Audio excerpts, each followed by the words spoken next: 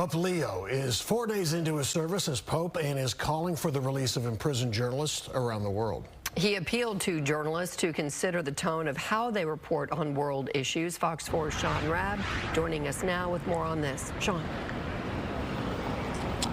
Yeah, Heather, there were brief comments but bold content from Pope Leo XIV today as he addressed journalists, telling them, first of all, that how we communicate is the fundamental importance. He was speaking to 6,000 journalists who've been in Rome covering the death of Francis, the interim period, and the conclave. His address, while to media, to journalists, was a message for world leaders. And the address began with the Pope, the Chicago native, American-born, speaking in English.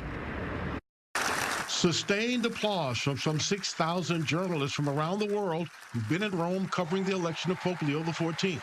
Now, his message to them, and by extension, the world.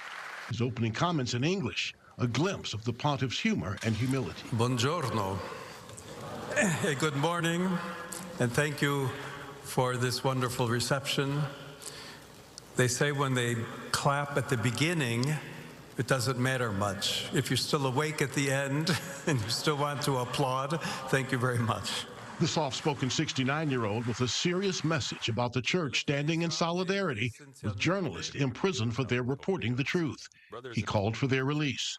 His message in Italian translated through Vatican TV's Devin Watkins. The suffering of these imprisoned journalists challenges the conscience of nations and the international community, calling on all of us to safeguard the precious gift of free speech and of the press. Telling journalists the words you use, the style you adopt is crucial.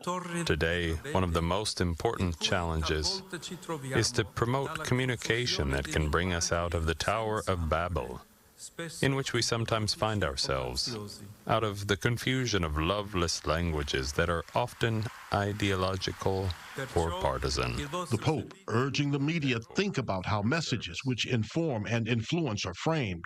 Saying peace, a repeated theme in the speech, begins with how we look, listen, and speak about others. Calling each one of you to strive for a different kind of communication, one that does not seek consensus at all costs, does not use aggressive words, does not follow the culture of competition, and never separates the search for truth from the love with which we must humbly seek it. After his speech, the Pope seemed in no hurry, lingering with reporters and others who were in the hall, outside the auditorium, shaking hands and seemingly giving his full attention to whoever he was speaking with for the few seconds they were engaged.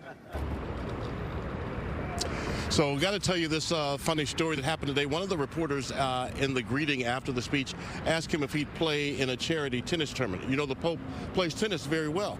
And so he said, sure. That reporter said, I'm going to bring Andre Agassi as my doubles partner. The Pope smiled and said, just don't bring Sinner. Referencing, of course, Yannick Sinner, the Italian-born #1 ranked tennis player in the world who's playing right now in the Italian Open. But it goes to his quick wit, thinking on his feet, and a kind of play on words, don't bring the Sinner to the tennis tournament. That's kind of genius. Yeah, that's really quick. That's fun. I hadn't heard that part of it. Sean, thank you very much.